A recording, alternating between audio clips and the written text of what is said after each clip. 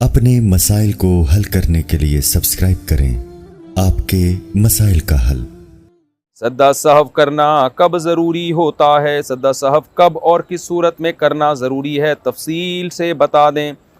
نماز میں کوئی واجب چھوٹ جائے یا کسی واجب یا رکن میں 3 دفعہ سبحان ربی الاعلیٰ اتنے کہنے کی بقدر تاخیر ہو جائے تو سدا سہو واجب ہوتا ہے۔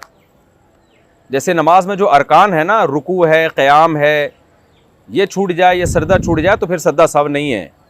لیکن اگر ان کے علاوہ چیزیں کوئی چھوٹ گئی، جیسے اتحیات پڑھنا بھول گئے آپ، 2 رکعت کے بعد کھڑے ہونا تھا، بیٹھ کے پھر کھڑے ہونا تھا تیسری رکعت کے لیے، تو 2 رکعت کے بعد بیٹھنا بھول گئے تو بھی سدا سہو واجب ہے۔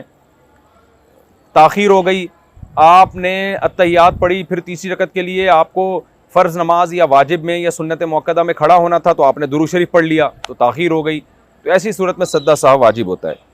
باقی اس پر کتابیں ملتی ہیں سدا سہو کے مسائل پر، بہتر ہے وہ خرید لیں۔ سدا سہو کا صحیح طریقہ کیا ہے؟ محمد صدام انڈیا سے سدا سہو کا صحیح طریقہ بتا دیں جی۔ بھائی محمد صدام صاحب، سدا سہو کا صحیح طریقہ یہ ہے کہ اتحیات مکمل پڑھنے کے بعد دائیں طرف السلام علیکم ورحمۃ اللہ سلام پھیریں، اس کے بعد 2 سجدے کریں جیسے نمازوں میں سجدے کیے جاتے ہیں، پھر دوبارہ بیٹھیں، پھر اتحیات پڑھیں، پھر درود شریف دعا پڑھ کے دونوں طرف سلام پھیر لیں۔ اس کے علاوہ بھی سدا سہو کے کچھ طریقے حدیث میں وارد ہوئے ہیں، تو جتنے طریقے حدیث میں وارد ہوئے ہیں وہ سارے طریقے جائز ہیں۔ یہ والا طریقہ احناف کے ہاں افضل اور بہتر ہے۔ تو یہ میں اس لیے کہہ رہا ہوں کہ ایک دفعہ میں نے ایسے کلپ ریکارڈ کروا دیا تھا کہ یہ سدا سہو کا طریقہ ہے، تو لوگوں نے حدیثیں لکھ لکھ کے بھیجنا شروع کر دی اور مجھ میں ملامت بھی شروع کر دی کہ دوسرا فلاں طریقہ ہے، فلاں طریقہ ہے۔ تو کسی کی بات کو سمجھنا چاہیے، میں نے یہ کبھی نہیں کہا کہ وہ دوسرے طریقے ناجائز ہیں، تو اس لیے ان حدیثوں کو ہمارے خلاف آپ حجت کے طور پہ پیش نہیں کر سکتے۔ تو احناف کا یہ مذہب ہے کہ حدیث میں جتنے طریقے سدا سہو کے وارد ہوئے ہیں سب جائز ہیں۔ فقہا کا اختلاف افضلیت میں ہے کہ یہ والا افضل ہے یا وہ والا افضل ہے، تو احناف کے ہاں یہ والا طریقہ زیادہ افضل ہے۔ کیا سدا سہو کے مختلف طریقے ہیں؟ کیا نماز میں ہر قسم کی غلطی میں ایک ہی طرح کا سدا سہو کیا جائے گا یا الگ الگ غلطیوں میں الگ الگ طریقے سے سدا سہو کیا جائے گا؟ نیز سدا سہو کا طریقہ بھی بتا دیں۔ مسز ملک اسلام آباد سے سدا سہو کے حدیث میں مختلف طریقے ہیں اور ان تمام طریقوں پہ عمل کرنا جائز ہے، اور اب چونکہ مختلف طریقے ہیں تو فقہا نے ہر فقی کی اپنی ایک رائے ہوتی ہے۔ امام شافعی نے اپنی ایک رائے قائم کی کہ بھئی یہ والا طریقہ بہتر ہے، امام احمد بن حنبل نے اپنی ایک رائے قائم کی، امام ابو حنیفہ نے اپنی ایک رائے قائم کی۔ تو جائز تو سارے طریقے ہیں، لیکن چونکہ بر صغیر میں یہاں پورے انڈیا، پاکستان، بنگلہ دیش اور افغانستان سب میں امام ابو حنیفہ کے فقہ کو فالو کیا جاتا ہے، تو انہی کی رائے اکثر بیان کی جاتی ہے۔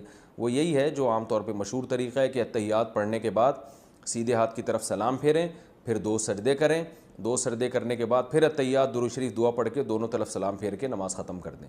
اور اگر کسی نے اتحیات پڑھنے کے بعد دعا اور درود شریف پڑھنے کے بعد دعا مکمل کرنے کے بعد دونوں طرف سلام پھیر کے سدا سہو کیا تو یہ بھی سب سے بہتر ہے۔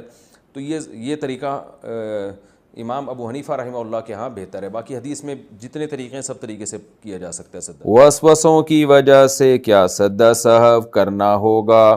اگر نماز میں وسوسے آئے اور وسوسوں سے ہمارا دھیان کھو گیا تو کیا سدا سہو کرنا ہوگا؟ دیکھیں، وسوسوں سے دھیان کھو جائے اس سے کچھ نہیں ہوتا، غلطی ہوئی ہے کہ نہیں ہوئی ہے۔ تو غلطی ہو گئی، آپ نے نماز کے کسی رکن میں تاخیر ہو گئی یا کوئی واجب آپ سے چھوٹ گیا تو پھر ایسی صورت میں آپ سے سدا سہو لازم ہوگا، اور واجب چھوٹنے کا یقین ہو، وہم نہ ہو، 100% یقین ہو کہ بھائی مجھ سے واجب چھوٹ گیا یا رکن میں تاخیر ہو گئی ہے، تو ایسی صورت میں سدا سہو واجب ہوگا۔ اگر یقین نہیں ہے تو واجب نہیں ہوتا۔ اور اگر کوئی رکن ہی چھوٹ جائے اور یقین ہو رکن کے چھوٹنے کا، جیسے رکوع چھوٹ گیا، سجدہ چھوٹ گیا، تو پھر تو پوری نماز دوبارہ پڑھنی پڑتی ہے۔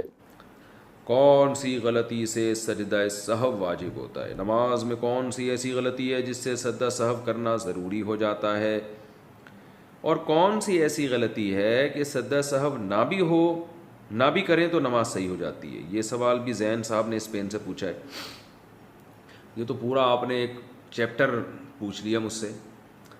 دیکھیں، نماز میں اگر کوئی واجب چھوٹ جائے تو بھی سدا سہو ہے، کسی فرض یا واجب میں تاخیر ہو جائے تو بھی سدا سہو ہے، اور ایک رکن کو چھوڑ کر دوسرے رکن میں آپ مشغول ہو جائیں تو بھی سدا سہو ہے۔ میں اس کی مثالیں دے دیتا ہوں۔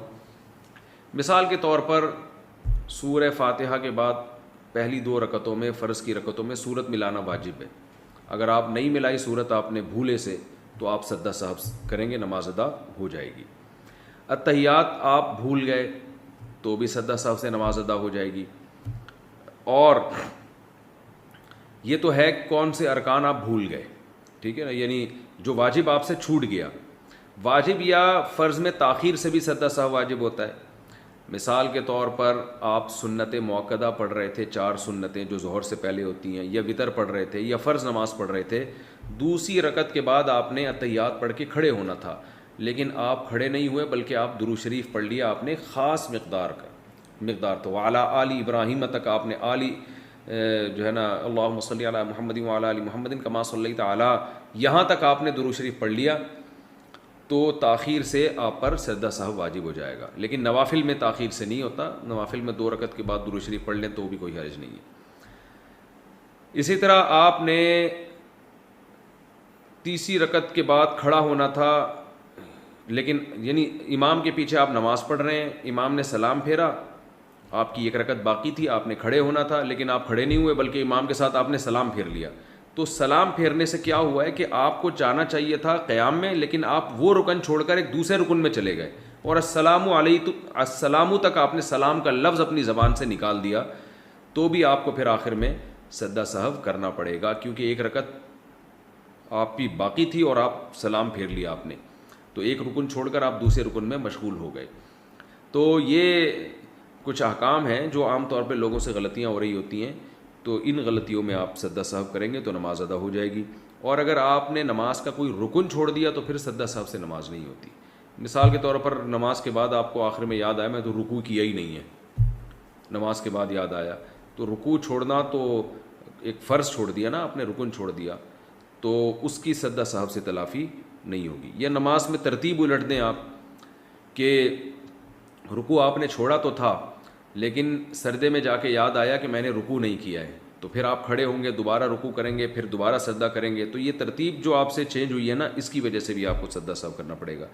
بہتر یہ ہے کہ بہشتی زیور جو کتاب ہے مسائل کی، جامعۃ الرشید والوں نے چھاپی ہے تسہیل بہشتی زیور کے نام سے، وہ کتاب آپ گھر میں رکھیں. اس میں روز مرہ کے نماز کے، روزے کے اور بہت سارے مسائل اس میں ہیں.